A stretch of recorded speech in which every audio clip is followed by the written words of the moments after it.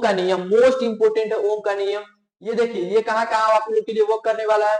Viva में जाएंगे, वहां भी पूछ लिया जाता है, वाइवा में भी। तो यहाँ से देख सकते हैं कि हमारा ओम का नियम क्या होता है। यदि किसी चालक यानी कि किसी चालक की भौतिक अवस्था, अब आप लोग बोलेंगे कि भौतिक अवस्था क्या होती है। ताप होता है, ताप होता है, दाब होता है, लंबाई होता है, क्षेत्रफल होता है। ताप, दाब, लंबाई, क्षेत्रफल को परिवर्तन किए बिना, उसको बिना चेंज किए, बिना चेंज परिवर्तन ना किया जाए तो चालक के सिरों के बीच लगी विभवांतर उसमें बहने वाली धारा के समानुपाती होता है। यानी कि ये मान लीजिए कोई हमारा वायर है, यानी कि कोई चालक है, ये मान लीजिए कोई हमारा चालक है, यहाँ से देख सकते हैं चालक है, मान लीजिए ये कोई हमारा चालक है, ठीक है। यहाँ मान लीजिए कोई हमारा चालक है, जिसमें फ्री इलेक्ट्रॉन यहाँ पे है, फ्री इलेक्ट्रॉन यहाँ पे है, फ्री इलेक्ट्रॉन यहाँ पे है, ये हमारा कोई चालक है, ठीक है।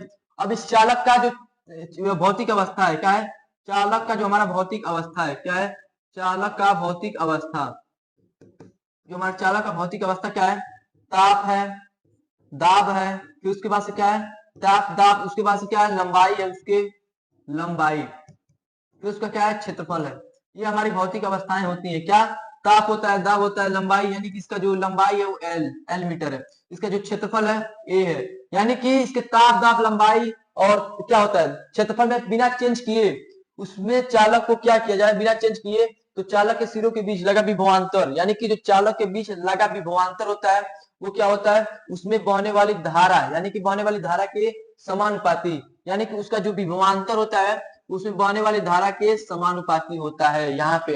यानी कि क्या होता है, यानी कि जब इसके ताप यानी कि भौतिक अवस्था, भौतिक अवस्था में क्या करते हैं, भौतिक अवस्था को चेंज किए बिना हम लोग क्या करते हैं, तो उसके सिरों यानी कि इसके सिरों के बीच लगा विभवांतर, जो इसके सिरों के बीच विभवांतर लगा है उसमें बहने वाली जो धारा होती है उसके समानुपाती हो जाता है। अब हम लोग क्या करते हैं यहाँ से v इक्वल टू, अब जब हम लोग समानुपाती का चिन्ह हटाते हैं तो यानी कि कोई कांस्टेंट r लगा देते हैं। अब हम लोग कोई कांस्टेंट r लगा देते हैं, फिर उसके बाद से हम लोग को क्या पता करना है, r बराबर क्या हो जाएगा, आप लोग बताइए, r बराबर क्या हो जाएगा, क्या हो जाएगा, v अपान में i हो जाएगा। यही हमारा ओम का लॉ होता है, यही हमारा ओम का नियम होता है, यही हमारा क्या होता है, ओम का नियम होता है। तो आई होप कि आप लोग को ओम का नियम क्या है समझ में आ गया।